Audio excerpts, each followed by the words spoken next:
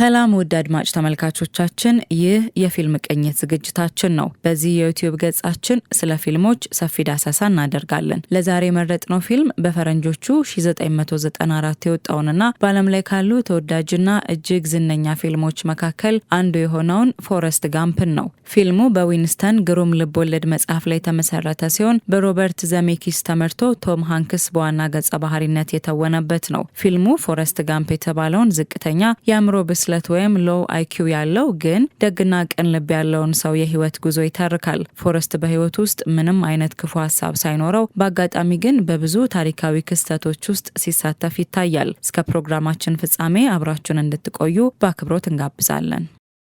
በሳቫና ጆርጂያ በሚገኝ አንድ የከተማ መናፈሻ ውስጥ ነፋሱ አንዲትን ነጭ ላባ ከአየር ላይ ያሽከረከረ ያወርዳታል። ላባዋ ዝቅ ብላ ስትወርድ አንድ አግዳሚ ወንበር ላይ ተቀምጦ በረድፍ የተሰደሩ ጫማዎቹን በሚመለከት ሰው እግር አጠገብ ታርፋለች። ይህ ሰው ፎረስት ጋምፕ ይባላል። ፎረስት ንጹህና በቅንነት የተሞላ ፊት አለው። በአጠገቡ ለተቀመጠችው እንግዳ በሳጥን ውስጥ ያለውን ቸኮሌት እየጋበዘ ታሪኩን መተረክ ጀምሯል።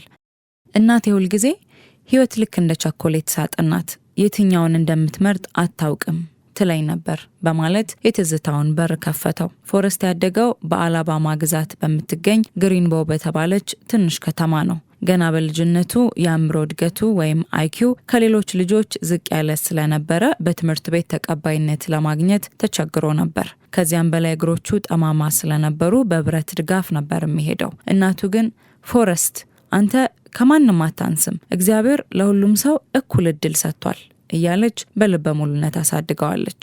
በመጀመሪያው የትምህርት ቤት ቀኑ አውቶቡስ ውስጥ ማንም ቦታ ሊሰጠው ባልፈለገበት ቅጽበት አንዲት መልአክ የምትመስል ልጅ እዚህ ጋር መቀመጥ ትችላለህ አለችው። ስሟ ጄኒ ትባላለች። ጄኒ የፎረስት ብቸኛ ጓደኛ፣ አማካሪና የልቡ ንግስት ሆነች። ፎረስት በልጅነቱ ይደርስበት ከነበረው ጥቃትና ስድብ የሚያመልጠው በጄኒ አበረታች ቃል ነበር። አንድ ቀን አብረውት የሚማሩ ልጆች በብስክሌት ሊገጩትና ሊደበድቡት ሲያሳድዱት ጄኒ ሩጥ ፎረስት ሩጥ ብላ ጮኸች። ፎረስት በከፍተኛ ፍርሃት መሮጥ ሲጀምር በእግሮቹ ላይ የታሰሩት ብረቶች ተሰባብረው ይወድቃሉ። ያኔ ፎረስት እንደ ንፋስ የመሮጥ ተሰጥኦ እንዳለው አወቀ። ይህ ሩጫው እስከ ዩኒቨርሲቲ ድረስ አድርሶት የአሜሪካ ምርጥ የእግር ኳስ ተጫዋች እንዲሆንና ፕሬዚዳንት ጆን ኤፍ ኬኔዲን በአካል እንዲያገኝ አብቅቶታል። ከዩኒቨርሲቲ ምረቃው በኋላ ፎረስት ወደ አሜሪካ ጦር ሰራዊት ተቀላቀለ።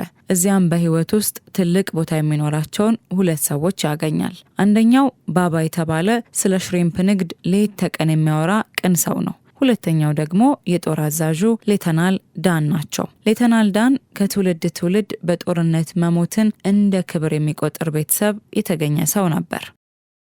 የቬትናም ጦርነት ተቀሰቀሰና ፎረስትና ባባ ወደ ግንባር ዘመቱ። በዝናባማውና በጨለማው የቬትናም ጫካ ውስጥ ፎረስትና ጓደኞቹ በድንገት በጠላት ይከበባሉ።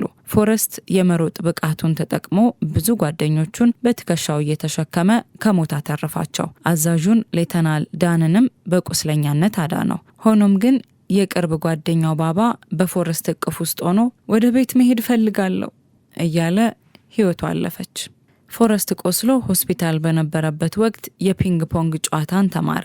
በአጭር ጊዜ ውስጥም የአሜሪካ ኮከብ ተጫዋች በመሆን ቻይና ድረስ ሄዶ በመጫወት የፒንግ ፖንግ ዲፕሎማሲ አካል ሆነ። ፕሬዚዳንት ሪቻርድ ኒክሰንንም ለማግኘት በቃ። ይሁን እንጂ ፎረስት በዝናና በገንዘብ ውስጥም ቢሆን ልቡ ግን ሁልጊዜ ጄኒን ይፈልጋት ነበር። ጄኒ ግን በወቅቱ ከነበረው የሂፒዎች እንቅስቃሴ ጋር ተቀላቅላ በሱስና በውጥረት ውስጥ ትኖር ነበር። በዋሽንግተን ዲሲ በተደረገ ትልቅ የሰላም ሰልፍ ላይ ለጥቂት ደቂቃዎች ተገናኝተው ቢተቃቀፉም መንገዳቸው ግን የተለያየ ነበር። ከጦርነት መልስ ፎረስት ለሟች ጓደኛው ለባባ የገባውን ቃል ለመጠበቅ ወስኗል። ሌተናል ዳን በጦርነት እግሮቻቸውን አጥተው ስለነበር በፈጣሪና በህይወት ላይ ተስፋ ቆርጠው ነበር። የሽሪምፕ ጀልባ ከገዛ እኔ ረዳት እሆናለሁ ብለው በፌዝ ተናግረውት ነበር። ፎረስት ግን እውነትም ጀልባ ገዝቶ ስራ ጀመረ። ሌተናል ዳንም ቃላቸውን አክብረው መጡ። መጀመሪያ ላይ ስራው አልተሳካም ነበር። ሆኖም ካርመን የተሰኘ ታላቅ ማዕበል አካባቢውን ሲመታ የሌሎችን አጥማጆች ጀልባ አጥፍቶ የፎረስትን ጀልባ ግን አተረፋት። በዚህም ምክንያት ፎረስትና ሌተናል ዳን የሽሪምፕ ገበያውን ሙሉ በሙሉ ተቆጣጠሩት። ባባ ጋምፕ ሽሪምፕ የተባለው ኩባንያም እጅግ ስኬታማ ሆነ። ሌተናል ዳንም በሂደት ከራሳቸውና ከፈጣሪ ጋር ታረቁ።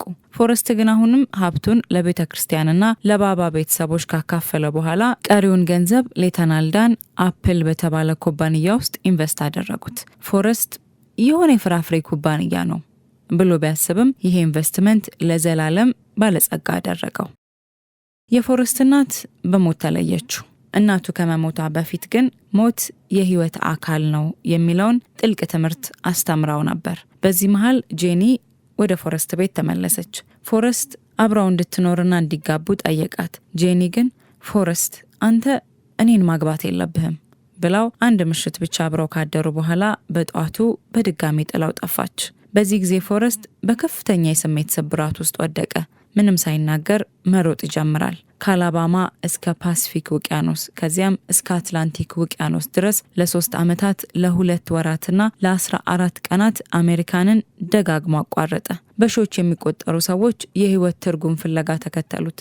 ጋዜጠኞች ለምንድን ነው የምትሮጠው? ለሰላም ነው? ለሴቶች መብት ነው? እያሉ ቢጠይቁትም የእሱ መልስ ግን ዝም ብዬ መሮጥ ስለፈለግኩ ነው የሚል ነበር። አንድ ቀን በድንገት ቆመና ደክሞኛል፣ አሁን ወደ ቤት መሄድ ፈልጋለሁ ብሎ ወደ ቤቱ ተመለሰ። ወደ ቤቱ እንደተመለሰ ከጄኒ ደብዳቤ ደርሰዋል። ፎረስት በአግዳሚ ወንበር ላይ ተቀምጦ ለሰዎች ታሪኩን ሲነገር የነበረው ጄኒን ለማግኘት ሊሄድ አውቶቡስ እየጠበቀ ነበር። ጄኒ ጋር ሲደርስ አንድ አስደንጋጭና አስደሳች ነገር ጠብቆታል። ትንሽ ልጅ ነበራት። ስሙም ፎረስት ይባላል። የኔ ልጅ ነው ብሎ ፎረስት በጭንቀት ጠየቀ። ጄኒም አዎ ያንተ ልጅ ነው ፎረስት፣ በዓለም ላይ ካሉ ልጆች ሁሉ በጣም ጎበዝ ነው አለችው።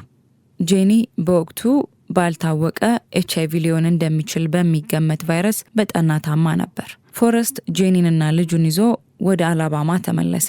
ተጋቡ። ሌተናል ዳንም በአዲስ የሰው ሰራሽ እግሩ ከእጮኛው ጋር መጥቶ ሰርጉ ላይ ተገኘ። ጄኒ ከጥቂት ጊዜ በኋላ በሞት ተለየች። ፎረስት የሚወዳትን ጄኒን በልጅነታቸው ይጫወቱበት በነበረው ዛፍ ስር ቀበራት።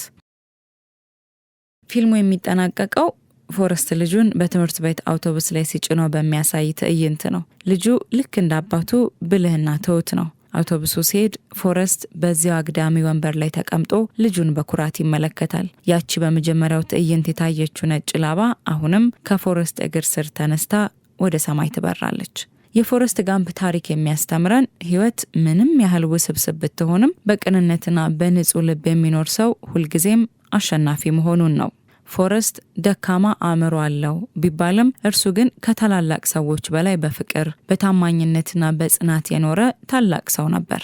ህይወት ልክ እንደ ላባዋ ናት። በነፋስ ወዴት እንደምትወሰድ ባናውቅም የትም ብታርፍ ግን የራሷ የሆነ ውበት አላት። ፊልሙ በውስጡ ባሉ ጥልቅና መሳጭ ንግግሮች ይታወቃል። ህይወት ልክ እንደ ቸኮሌት ሳጥን ናት፣ የትኛውን እንደምታገኝ አታውቅም የሚለው የእናቱ ንግግር በጣም ይታወቃል። ፊልሙ 6 የኦስካር ሽልማቶችን አሸንፏል። ከነዚህ መካከል ምርጥ ፊልም፣ ምርጥ ዳይሬክተርና ምርጥ ተዋናይ ይገኙበታል። በዓለም ዙሪያ ከፍተኛ ገቢ ካስገኙ ፊልሞችም አንዱ ነው። ፎረስት ጋምፕን ሆኖ የተወነው ቶም ሃንክስ በሆሊውድ ታሪክ ውስጥ ካሉ እጅግ ስኬታማና ተወዳጅ ተዋናዮች አንዱ ነው። በብዙ ዘውጎች፣ ኮሜዲ፣ ድራማ፣ ታሪካዊ ፊልሞች ላይ የተወነ ሲሆን በርካታ ሽልማቶችንም አግኝቷል። የኦስካር ሽልማት ያስገኙለትን ታዋቂ ፊልሞች ለመጥቀስ ዛሬ ወደ እናንተ ያቀረብነው በ1994 የወጣው ፎረስት ጋምፕ ፊልም አንደኛው ነው። የፎረስት ጋምፕን ገጸ ባህሪ የተወነበትና ለሁለተኛ ጊዜ የኦስካር ሽልማት ያገኘበት ፊልም ነው። ፊላደልፊያ ደግሞ በ1993 የወጣ የኤችአይቪ ቫይረስ ያለበትን ጠበቃ ሆኖ የተወነበትና የመጀመሪያውን የኦስካር ሽልማት ያገኘበት ልብ የሚነካ ፊልም ነው። ሴቪንግ ፕራይቬት ራያን በ1998 በሁለተኛው የዓለም ጦርነት ላይ የሚያጠነጥን ታሪካዊ ፊልም ሌላኛው የኦስካር ሽልማት ያስገኘለት ነው። ካስታዌይ በፈረንጆቹ 2000 የወጣ በአንድ ደሴት ላይ ብቻውን ተገልሎ ለዓመታት ስለቆየ ሰው የሚተርክ ድንቅ ፊልምም ሌላኛው የኦስካር ሽልማት ያገኘበት ፊልም ነው።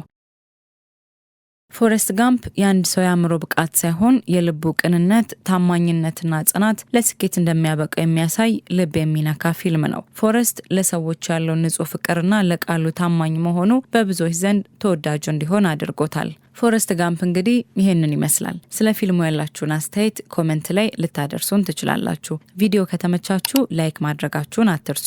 ይህ የፊልም ቅኝት ነው። ለቻናላችን አዲስ ከሆናችሁ ሌሎች ቪዲዮዎች እንዲደርሷችሁ ሰብስክራይብ በማድረግ ቤተሰብ እንድትሆኑን በአክብሮት እንጠይቃለን።